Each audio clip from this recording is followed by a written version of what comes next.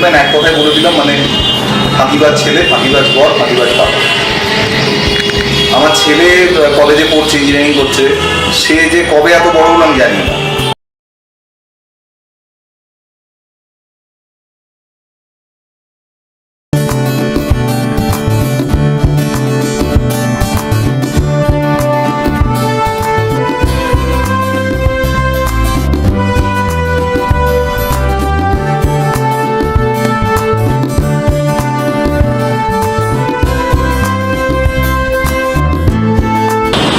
আবার আমি পাপিয়া আপনাদের কাছে।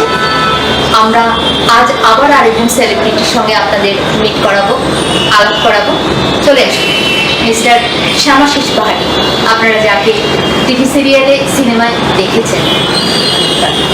নমস্কার, আমি সেলিব্রিটি না, একজন অভিনেতা। ওই অভিনয় করি বলে হয়তো দু চারটে লোক বেশি চেনে, নিজেকে সেলিব্রিটি মনে করি না।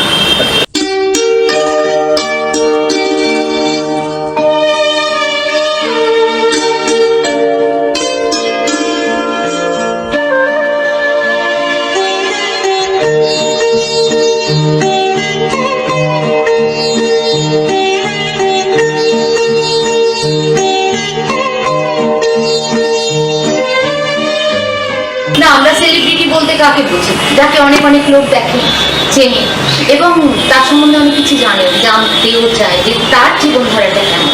হ্যাঁ, এটা ন্যাচারালি, মানে একজন ডাক্তারকে যতজন চিনবে তার থেকে একজন অভিনেতা যে টিভিতে বা মানে এরকম মিডিয়াতে আছে, হ্যাঁ, তাদেরকে একটু বেশি লোকই চিনবে। আর বেশি লোক যখনই চিনবে তখন তার প্রতি একটা মানে কিউরিওসিটি তৈরি হবে যে মানুষটা কেমন, পর্দা একরকম দেখি, বাস্তবে কিরকম, এটা সবার মধ্যে একটা। কেউ তো আর আমার মতন জানে না যে কে কেমন। তো চলে আসছি প্রথম কোয়েশ্চেনে, যে তুমি এই যে অভিনয়টাকে প্রফেশনালি নিলে, তার আগে কি তোমার ভাবনা ছিল যে আমি এটাকেই প্রফেশনালি নেব, অন্য কিছু না? বা প্যাশন ছিল তোমার অভিনয়টা, যে আমি মানে এটা ভালোবাসি তাই এটা করবো, কিন্তু তারপর এসে দেখলে যে তোমাকে প্রফেশনালি এটা করতে হলো, মানে তুমি কোনটা চেয়েছিলে? আমি খুব ছোট থেকে গান গাই, আবৃত্তি করি। আমি যখন ক্লাস 2-এ পড়ি তখন আমি গান গাইতাম, আবৃত্তি করতাম। আর ক্লাস 6-এ যখন পড়ি তখন আমি মানে স্কুলের নাটকে অভিনয় করি, স্টেজে অভিনয় করা, সেই প্রথম ক্লাস 6-এ। তো বিষয়টা আমার খুব ভালো লাগে। আর একটা ব্যাপার হচ্ছে যে আমার ভিতরে জেনেটিক্যালি এমনভাবে এই বিষয়গুলো এসেছে। আমার মামা বাড়ির দিক দিয়ে আমার ছোট মামা ভীষণ ভালো গান গায়, অভিনয় করে। আমার নিজ মামা ভালো গান গায়। আমার দাদু মানে মায়ের বাবা, তিনি ভীষণ ভালো অভিনয় করতেন, গান গাইতেন। আমার মা গান গাইতে পারে না কিন্তু ভালো আবৃত্তি করে, আর মায়ের গানের কানটা আছে, মানে গানের সুরটা বুঝতে পারে, সুরটা বুঝতে পারে। এই হলো মায়ের দিক থেকে। আমার বাবার দিক থেকে হলো কি, বাবা আমাদের গ্রামে বাড়ি, মেদিনীপুরে গ্রামে বাড়ি। তো গ্রামে অ্যামেচার যাত্রা হতো, বাবা সেই অ্যামেচার যাত্রায় অভিনয় করতো, আর বাবা গানও গাইতো। আমার প্রথম গান শেখা আমার বাবার কাছে।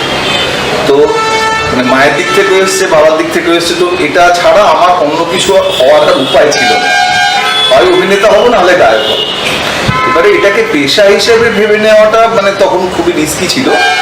আমি অভিনয় নিয়ে কখনো কিছু পড়াশোনা করিনি, কোথাও কিচ্ছু পড়িনি, কোনো বইও পড়িনি, কোথাও কোনো কোর্সও করিনি, কিছু না। আমি পড়েছি ইঞ্জিনিয়ারিং।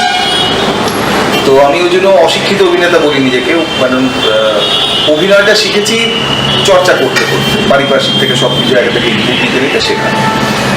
তো আমি প্রথমে যখন পাশ করলাম, পাশ করার পর চাকরি করতে চলে গেলাম ঢাকায়। মাত্র 3 মাস চাকরি করার পর চাকরি ছেড়ে দিয়ে চলে এলাম। তারপরে আমার বাড়ি কাঁথিতে, পূর্ব মেদিনীপুর কাঁথি, সেখান থেকে একটু দূরে এগরাতে একটা চাকরি নিয়ে আমি গেলাম। চাকরিটা করতে ভালো লাগছিল না। ওইখানে এগরা কৃষ্টি চক্র বলে একটি নাটকের দল আছে, সেই নাটকের দলের সাথে আমার যোগাযোগ হলো এবং সেখানে আমি মানে ঠিকঠাক গ্রুপ থিয়েটার বলতে যা বোঝায়, স্কুলের নাটক তো সেরকম না, একটা অ্যামেচারিশ ব্যাপার স্যাপার ছিল। তো সেরকম ঠিকঠাক অভিনয় করার একটা জায়গা পেলাম কৃষ্টিচক্রে। তো কৃষ্টিচক্রে নাটক করতে করতে আমার যেখানে চাকরি করতাম সেখানে একটা ঝামেলা হলো। আমি আমার যে বস ছিলেন তাকে মুখের উপর বললাম যে আমি কাল থেকে আসবো না। তখনও জানি না কি করে আমার পেট চলবে। এবারে তখন আমি মানে কাঁথি থেকে এগরার ডিস্টেন্স 27 কিলোমিটার। আমি এগরাতে ঘর ভাড়া নিয়ে থাকতাম, বাবা মা থাকতো কাঁথিতে। বাবা মা বললো যে তাহলে চাকরি যখন ছেড়ে দিবি তুই চলে আয়। তাহলে না, নাটক ছেড়ে যাও। চাকরি ছেড়ে দিলাম, কিন্তু ওই নাটকের দলের জন্য আমি এগরাতে থেকে গেলাম এবং এখনো আমার এগরাতেই আমার বাড়ি। তো এবারে কি করবো, ওই করতে করতে থিয়েটার করছি, তার সাথে সাথে বাড়িতে কম্পিউটার জানতাম, ওইসব নিয়ে কিছু কম্পিউটার সেন্টার করলাম, কিছু ছেলেপুলে শিখতে আসতো, ডিটিপি করতাম, ডিজাইনিং করতাম। এই করতে করতে কলকাতাতে আসা যাওয়া শুরু করলাম, অভিনয় করা, সিরিয়ালে আসা, কলকাতা বিভিন্ন গ্রুপে থিয়েটার করা। এই হতে হতে হতে হতে লাস্টে মানে দু নৌকায় পা দিয়ে চলছিল। তারপর একসময় ভেবে দেখলাম যে কোনো একটা নৌকো ছাড়তে হবে, কারণ আমি যদি মনে করি যে কলকাতাতে মানে সেটেল হলে তারপর আমি এটা ছেড়ে কলকাতাতে শিফট করব, তাহলে জীবনে হবে না। আমি যদি রিস্ক নিয়ে শিফট করে ফেলি, মানে এখানে সেটেল হয়ে যায়, তারপরে দেখা যাবে কি হয়। তো সেটাই হলো, আমি ব্যবসা সব দিয়ে কাটিয়ে দিয়ে কলকাতাতে পারমানেন্টলি শিফট করলাম। 2002-3 সাল থেকে মোটামুটি আমার স্ট্রাগল চলছে ফিল্ম ইন্ডাস্ট্রি। আজকে প্রায় 21 বছর হয়ে গেল। তো ওই পেছনের গল্পটা জানেন না অনেকেই, কারণ মানে পাহাড়ের চূড়, মানে সমুদ্রের মধ্যে যে পাহাড়ের চূড়াটা জেগে থাকে, চূড়াটা দেখা যায়, তলায় যে কতটা অংশ আছে সেটা দেখা যায় না। তো এই পেছনের গল্পটা কেউ জানে না, সবাই দেখে যে আর এই লোকটাকে সিরিয়ালে দেখা যায়, বিশাল ব্যাপার, কিন্তু তার আগে যে কিভাবে কি হয়েছে সেটা একটা বিশাল গল্প। পেছনে 21 বছরের গল্প আছে। আমি হালে 2-3 বছর হলো জি বাংলা, স্টার জলসা সব একটুখানি মানে বড় বড় ক্যারেক্টার করছি, রেগুলার ক্যারেক্টার করছি, যার ফলে মোটামুটি দেখা যাচ্ছে। সেটা 2-3 বছর, কিন্তু তার পেছনে এতগুলো বছরের একটা স্ট্রাগল আছে। তো এই করে আমার পার্মানেন্টলি অভিনয় শিফট করা, মানে এটা কি পেশা হিসেবে বেছে নেওয়া। আচ্ছা, তোমার মানে ওই যে ইঞ্জিনিয়ারিং পড়েছো তুমি, মানে তার মানে চেয়েছিলে, ইঞ্জিনিয়ারিং যখন পড়েছো তখন তুমি চেয়েছিলে যে আমি ইঞ্জিনিয়ার হই। তো সেখান থেকে এই যে অভিনয় আসাটা, এটা কি তোমার মনে কোথাও মানে কোনো ক্ষোভ বা কোনো কিছু আছে যে আমি ওটা থেকে এটাই আসলাম? মানে একটা ইঞ্জিনিয়ারিং পড়া ছেলে সে মানে অভিনয়ে আসলো, অভিনয়টাকে ভালোবেসে, তো এটা তুমি অভিনয়টাকে খুব বেশি ভালোবেসে এসেছো নাকি ইঞ্জিনিয়ারিংটাকে খুব বেশি খারাপ ভেবে চলে এসেছো, কোনটা?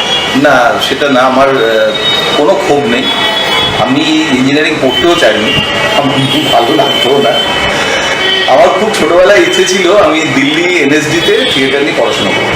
তো তখন ওই আনন্দমেলা পত্রিকা বেরোতো, তাতে কেরিয়ার গাইড বলে একটা পাতা থাকতো। আমি তখন ক্লাস 8-এ পড়ি, মনে আছে। হ্যাঁ, আমি ক্লাস 8-এ পড়তাম। তখন ওই বছর এনএসডি নিয়ে একটা বেরিয়েছিল কেরিয়ার গাইড। তো সেই পাতাটা আমি কেটে রেখেছিলাম। তাতে দেখেছিলাম যে মিনিমাম গ্র্যাজুয়েট হতে হবে, তারপরে মিনিমাম 5টা দলে না কটা দলে অভিনয় করতে হবে, তার মানে এক্সপিরিয়েন্স থাকতে হবে, তারপরে থিওরিটিক্যাল পরীক্ষা হবে, ইন্টারভিউ হবে, ইত্যাদি ইত্যাদি। তখন থেকে কাটিংটা রেখেছিলাম যে বড় হয়ে আমি গ্র্যাজুয়েশন করে আমি এনএসডিতে যাব। ঘটনাচক্রে আমি পড়াশোনাতে ভালো ছিলাম, মানে আমি মাধ্যমিকও স্টার পেয়েছি, উচ্চ মাধ্যমিকও স্টার পেয়েছি।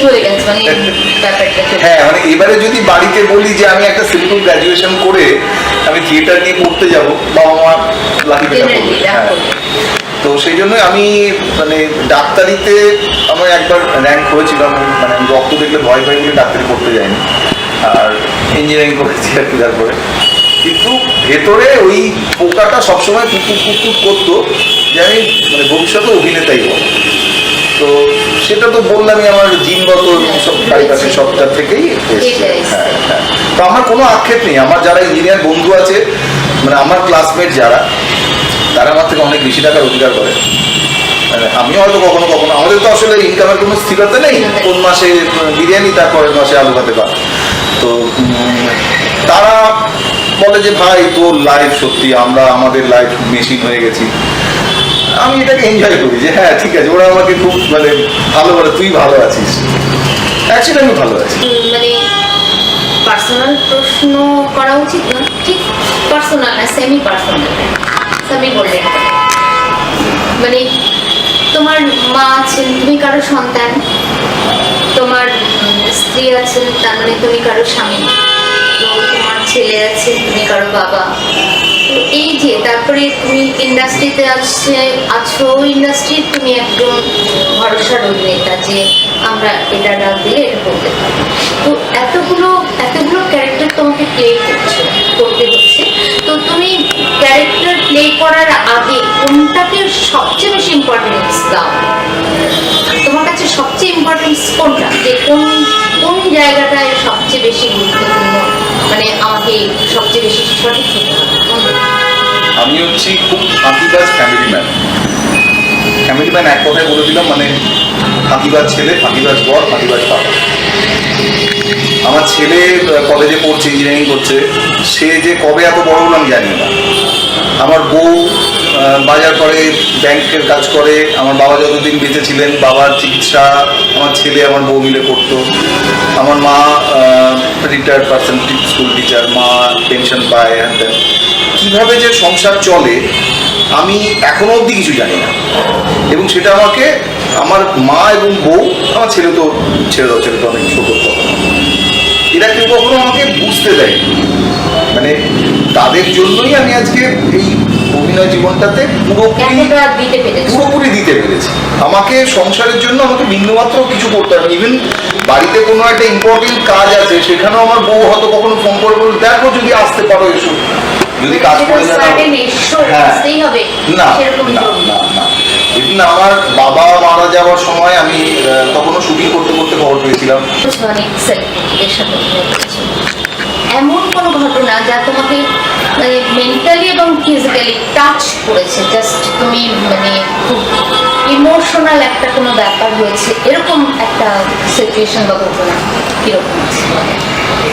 সেটা অনেকদিন আগে একটা ছবি করছিলাম, ছবিটার নাম ছিল মেলা বলে, সেরকম নাম করার হয়নি।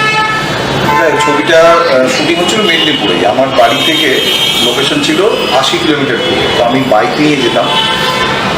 ছবিতে মেন কাস্টিং ছিল পরাণ বন্দ্যোপাধ্যায়, রুদ্রনীল ঘোষ, সুনীল মুখোপাধ্যায় ছিলেন, সুনীলদা মারা গেছেন, সুনীলদা ছিলেন, আরও অনেকে ছিল। যাই হোক, তো আগের দিন বিকেলে আমার একটা সিন কমপ্লিট হয়ে গেছে। পরের দিন আমাকে সকালবেলা আমি বাড়ি আসবো, কারণ পরের দিন দুপুর 12টার সময় আমার নাটকের শো আছে। এবারে সিনটা হয়ে গেছে, তো ডিরেক্টরের রাত্রিবেলা কোনো কারণে মনে হয়েছে যে সিনটা ঠিক মনোভূত হয়নি। এবার আমাকে বললো, শ্যামাশিস কালকে সকালবেলা এই সিনটা আরেকবার করতে হবে। মানে কী বলছেন, আমার 12টায় শো, সিনটা করতে তো মিনিমাম 10টা বাজবে। এবার আমি 80 কিলোমিটার রাস্তা বাইক চালিয়ে যাবো, তারপর শো করবো। বলছে না, আমি তোমাকে তাড়াতাড়ি ছেড়ে দেবো। আমাদের তাড়াতাড়ি ছেড়ে দেবো মানে কী হয় সেটা আমি জানি খুব ভালো করে। সেটা যে ডিরেক্টর চাইলেও, পারিপার্শ্বিক সবাই না চাইলে তো হয় না, একটা পুরো ইউনিট। আমি সেদিন দেখলাম পরান্দা বয়স্ক মানুষ, সবাইকে ব্রেকফাস্ট দেওয়া আছে, ন্যাচারালি আমরা ব্রেকফাস্ট করে তারপরে শুটিংয়ে শুরু করি। পরান্দা পরিষ্কার বললেন যে ব্রেকফাস্ট পরে হবে, ও শো আছে, ওকে ছাড়তে হবে, আগে সিনটা তাদের পরে। কেউ ব্রেকফাস্ট করলো না, কিন্তু পরান্দা রুদ্র কেউ না। সিনটা করে আমি যথাসময়ে বেরোতে পেরেছিলাম। তারপরে একটা ভয়ঙ্কর আমার অ্যাক্সিডেন্ট হয়েছিল, হাঁটু ভেঙে গেছিল। সেই হাঁটু ভাঙা নিয়ে আমি সেদিন শো করেছিলাম, সেটা পরে গল্প। কিন্তু এইরকম একটা ঘটনা হয়েছিল। তো হাঁটু ভাঙা নিয়ে শোটা করলে সেটা একটু বলো, মানে সেটা দর্শক তোমাকে কিভাবে নিল, বা তুমি কিভাবে তাদের বোঝালে যে এই অবস্থায় আমি। ঘটনাটা হচ্ছে, আমি ওখান থেকে, ওটা গ্রামের রাস্তা ছিল, তো বাইক নিয়ে আসছিলাম, মোরাম রাস্তা ছিল, আমার চাকা স্কিড করে যায়। আমার হেলমেট ছিল বলে আমি কানে বেঁচে গেছিলাম, কিন্তু হাঁটুটা এবং পাটা বিচ্ছিরিভাবে জখম হয়েছিল। আর হাঁটুটা যে ভেঙে গেছে সেটা আমি বুঝতে পারিনি। এবারে অ্যাক্সিডেন্ট হয়ে পড়ে আছি, সেই অবস্থাতে আমাদের থিয়েটার দলের যিনি হেড, তিনি একজন ডাক্তার, সুভাষিস মাইকি বলে ডক্টর, ওনাকে আমি ফোন করলাম যে আমি এরকম ব্যাপার। উনি বললেন যে ইমিডিয়েট কোনো ডাক্তারের সাথে আমার কথা বলে। এবারে গ্রামের মধ্যে ডাক্তার কোথায় পাওয়া যায়, ওই যারা কোয়ার ডাক্তার থাকে সেরকম যে ডাক্তারের সাথে কথা বলানো হলো। উনি আমাকে ড্রেসিং করে দিলেন। সুভাষিসা বললো, শো হবে তো তুই, আমরা 12টার জায়গায় ওটা লাস্ট শো করবো। ওটাই ছাত্র যুব উৎসবের কম্পিটিশন হতো না, সারাদিন ধরে হতো। তো আমাদের শোটা আমরা লাস্টে করবো, তুই আয়, তুই ঘুমোবি না, তুই শুবি না, তুই আয়, তোর জন্য আলাদা গাড়ি থাকবে, তুই ওটা করে শো করতে আসবি। এবারে সারা পা দিয়ে রক্ত ঝরছে, মানে ব্যান্ডেজ করলে রক্ত বেরোচ্ছে, পায়ে খুবলে মোড়াম ঢুকে গেছিলো, মাংস উঠে গিয়ে, আর হাঁটুর নিচে হাড়টা ভেঙে গেছে। তো আমি ওই নাটকে যে ক্যারেক্টার, নাটকটার নাম ছিল ষষ্ঠ ঋতু।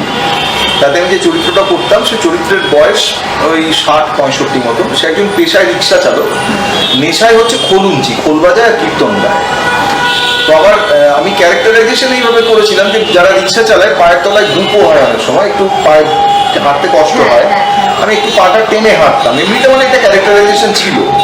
আর আমার সিনের শুরুতেই ছিল যে আমি যখন ঢুকছি, আমাকে কৃষ্ণ মামিনী দাসী একজন কীর্তন থাকে, সে বলে যে এত দেরি হলো কেন। আমি বলি, কী করবো বলো, একজন সবাইকে পৌঁছে দিতে গিয়ে একটু দেরি হয়ে গেল, যাক তোমার জন্য কচু দিয়ে এনেছি, খেয়ে নাও। সেদিন ডায়লগটা চেঞ্জ করে বললাম কি করবো বলো, আসার সময় একটা মোটর সাইকেল এমনভাবে আমার রিক্সা ধাক্কা মারলো, এই দেখো না ডাক্তারের কাছে গিয়ে এইসব ব্যান্ডেজ ট্যান্ডেজ করে আসতে গিয়ে দেরি হয়ে গেল না প্রচুর। দর্শক বুঝতে পারিনি, বিচারক বুঝতে পারিনি, এবং সেদিন আমাদের নাটক বেস্ট প্রোডাকশন হয়েছিল, আমি বেস্ট অ্যাক্টর হয়েছিলাম। তার দুদিন পরে এক্সরে করে জানতে পারলাম যে আমার হাড় ভেঙেছে, পরের লেভেলে আমি আর করতে পারলাম না, 3 মাস হয়ে গেল। মানে দারুণ মেকআপ একটা সেটা হয়েছে। হ্যাঁ হ্যাঁ, এবার কম্পিটিশন চেয়ে আমি বসতে পারছি না, খোল বাজানো ছিল, মাটিতে বসে খোল বাজানো, সেটা পারছি না। ওই খাটে বসে বা টুলে বসে এই করে করে পুরো নাটকটা সেদিন আমি ওইটার উপরে শো করেছি, এবং শোয়ের পরে আমার সেন্স ছিল না। জেনারেলি এরকম এরকম তো হয়, যারা নাটকের সাথে জড়িত, যারা অভিনয়ের সাথে জড়িত, আর মানে অভিনয়ের সাথে জড়িত, সে নাটক হোক, সিনেমাই হোক, সিরিয়াল হোক, যেটা ভীষণ জরুরি সেটা হলো আমাদের উপস্থিতি, প্রত্যেকের উপস্থিতি। তো সেটা দেখা গেল নাটকে, মানে যেটা আমার সাথেই হয়েছিল, মানে সে কি রোল করছে, আমার ননদের সাথে প্রেম করছে, তো তার সত্যিকারের নাম, যে রোল প্লে করছে সেই নামটা ভুলে গেছে, এবং যে নাটকের বাবা হয়েছে তার নাম ভুলে গেছে, মা হয়েছে ভুলে গেছে। এবার আমি জিজ্ঞাসা করছি নাম, সে ওরকম ভুলভাল বলছে।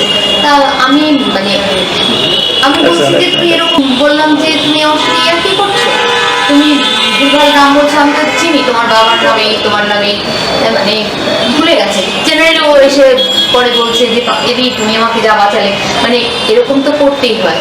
তো এটা নাটকের বেলায়, সেরকম কি সিরিয়ালে তোমার মানে কোনো ব্যাপার, সিরিয়াল বা সিনেমায় এরকম কিছু হয়েছে যে যেটা তুমি জানছো তোমার কত কষ্ট হচ্ছে, বাট অন্য কাউকে জানাতে পারছো না, বা জানে সবাই তোমাকে সহযোগিতা করছে এরকম?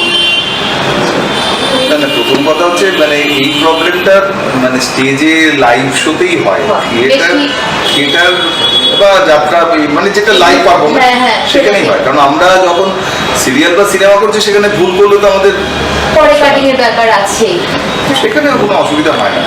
আর নাটক করতে গিয়ে এরকম হামেশাই হয়েছে, আমি একবার পুরো ব্ল্যাঙ্ক হয়ে গেলাম, একটা ওই তো ওটাও ব্ল্যাঙ্ক হয়ে গেছে, ডায়লগ বলতেই পারছি না, আমার কো একটা বলছে তুমি কি আমাকে এই কথাটা বলতে চাইছো, তুমি মনে হয় আমাকে এটাই বলবে তাই না, হ্যাঁ আমি তো এটাই বলতে এসেছিলাম বলে রকম, মানে ওইটা নাটকের প্লেয়াররাই শুধু করছে। হ্যাঁ। এটা একটা যেহেতু টিম গেম, ব্যাপারটা এরকমই ব্যাপার। এবার মানে আমি তোমাকে এখনকার সময়ের একটা প্রশ্ন, এই যে এখন যে সময়টা দিয়ে আমরা যাচ্ছি প্রত্যেকে, আমরা এভরিওয়ান, এবং আমাদের মানে ভবিষ্যৎ প্রজন্ম সেই মানে সময়টাকে ভীষণভাবে, মানে ওরা নিজেরাও একটা খুব মানসিক বিপর্যস্ত ওরা রয়েছে। তো এই অবস্থায় তোমার এই মানে এই যে অভয়ের ব্যাপারটা নিয়ে তোমার কি মনে হয়, এটা কি শুধু একটা মেয়ের উপর অত্যাচার হয়েছে এটা, নাকি এটা অন্য কোনো ব্যাপার, বা এটাকে তুমি কিভাবে মানে সারাতে চাইছো যে এই জিনিসটা আমাদের সমাজ থেকে সরে যায়, মানে তোমার এটার ওপিনিয়নটা কি, তো তুমি এটা সম্বন্ধে কি ভাবছো? আজকে যে ঘটনাটা নিয়ে সারা বিশ্ব তোলপাড়, শুধু পশ্চিমবঙ্গ সারা বিশ্ব তোলপাড়, এটা কিন্তু একটা উপলক্ষ। একদম মানে আমাদের ভেতরে রাগ, অভিমান, এটা অনেকদিন ধরে জমছিল, আমরা ফুসছিলাম ভেতরে ভেতরে।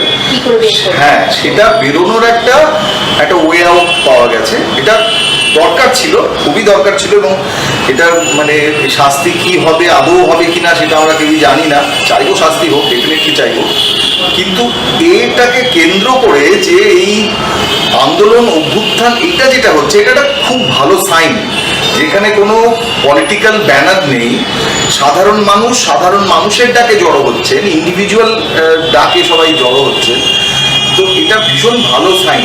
আজকে মানে সব রকম পলিটিক্যাল দলের উপরেই থেকেই মানুষের আস্থা ঘুচে গেছে, মানে সবাই দেখে নিয়েছে যে কে কি করতে পারে, সেই কারণে হয় নতুন দল তৈরি হবে কিছু একটা, না হলে কি হবে জানা নেই, কিন্তু এই স্বতঃস্ফূর্ত আন্দোলনটা দরকার ছিল, এবং এটা চলবে এবং বাড়বে আমার ধারণা। দু একটা প্রশ্ন আমি একটু অন্যরকম করবো, তুমি মানে এই যে এতগুলো ক্যারেক্টার করেছো, আমি বলছি যে মানে সোশ্যাল মিডিয়া ক্যারেক্টার করেছো, তার মধ্যে মানে কোন ক্যারেক্টারটা তোমার মনে গেঁথে আছে, মানে দাগ দিয়েছে তোমার মনে, সবচেয়ে বেস্ট লেগেছে? মানে সেটা থিয়েটারে না সোশ্যাল করেছি আমি, যে সিরিয়ালে, সিরিয়াল বা সিনেমা? আমি আকাশ আট সিরিয়ালে ঝিলডাঙ্গার কন্যা বলে একটা সিরিয়াল করতাম, সেখানে একটি বাচ্চা মেয়ের বাবার পাঠ করতাম। সেখানে আমার ক্যারেক্টারটা ছিল একদম গ্রাম্য চাষি, যে মাঝে মাঝে গান গেয়ে ওঠে, চাপ দেখলে একটু গান টান গায়। আমার নিজের ক্যারেক্টার যেন কোথাও সেটা ছিল আর কি।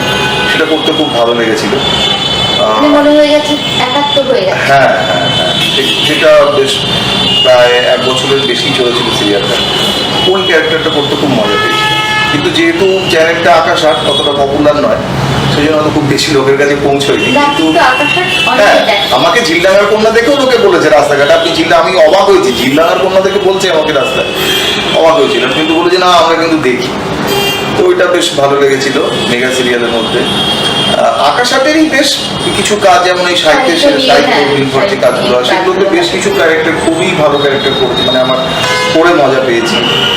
আর এমনি তথাকথিত যেগুলো চালু চ্যানেল আর কি, যে চ্যানেলগুলো লোকে বেশি দেখে, সেই সব সিরিয়ালের ম্যাক্সিমাম গল্পের গত এক।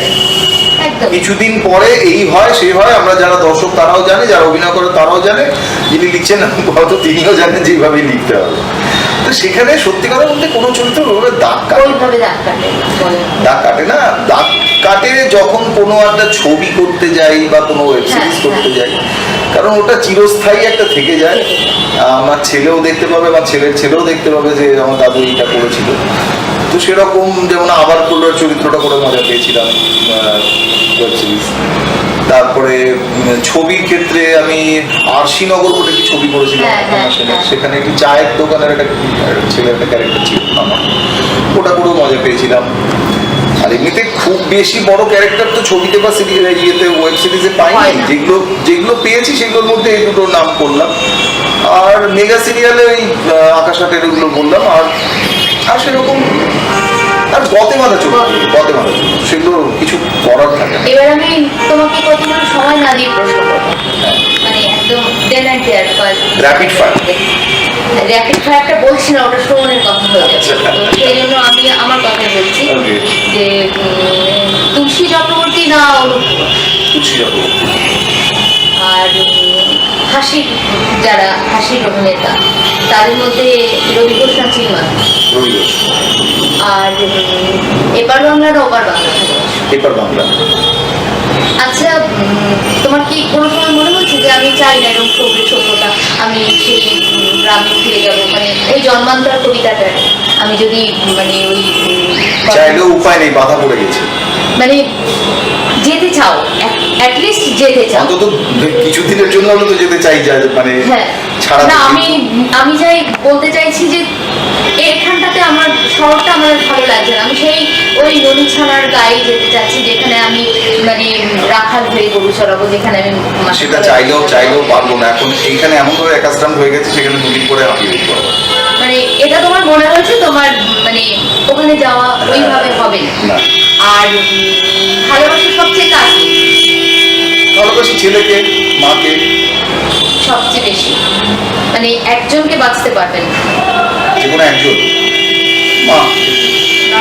এটাই হয় স্বাভাবিক। ছেলে শুনলে তো কি হলো ব্যাপারটা, ছেলেও একই কথাই বলে। হ্যাঁ, ছেলেও তার মাকে ভালোবাসে, গুড, সাইডটা গুড। তো তোমার উত্তম কুমার না সৌমিত্রকে নায়ক হিসেবে ভাববে? উত্তম। সৌমিত্রকে কেন নয়? সৌমিত্র চট্টোপাধ্যায় হিরো হিসেবে আমার যেটা মনে হয়, আজকে উত্তম কুমার মারা যাওয়ার পরে যে একটা ক্যারেক্টারটা মহিলাদের কান্না, হিরো সেটা রাজেশ খান্না, উত্তম কুমার, সৌমিত্র চট্টোপাধ্যায় অনেকটা বাড়ির ছেলে, হ্যাঁ নিজের লোক একদম। আচ্ছা, ডাল ভাত না বিরিয়ানি? ডাল ভাত। একদম ঠিকঠাক বলছো। একদম, আমি বিরিয়ানি পছন্দই করি না। এবার লাস্ট একটা কথা, মানে রিকোয়েস্ট, ওটা আমাদের তরফ থেকে, তো যে গান জানো, দুলাই গান। আমি একটা নাটকের গান শোনাই, মায়া মৃদঙ্গ বলে একটি নাটক করি, তার একটা গান। আজ কি আনন্দ দেখলাম নভে গো,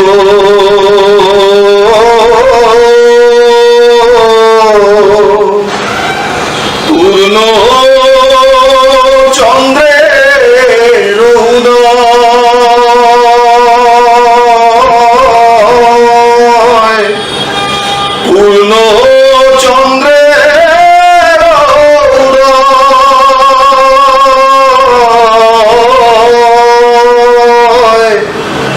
আজ কি আনন্দ দেখলাম নভে গো, মায়ায় মায়ায় যাক না জন্ম,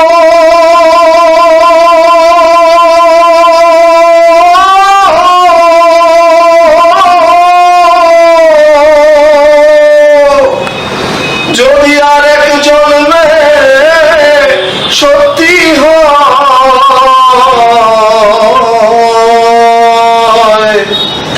পূর্ণ চন্দ্রের উদয়, পূর্ণ চন্দ্রের উদয়, আজ কি আনন্দ দেখলাম নভে গো। লাস্ট একটা কথা বলি, ভগবানে বিশ্বাস করো না মানে মানুষে। থ্যাংক ইউ, অনেক ধন্যবাদ আমাদের এই ছোট্ট চ্যানেলে তোমার মতন মানে সেলিব্রিটিদের আসার জন্য।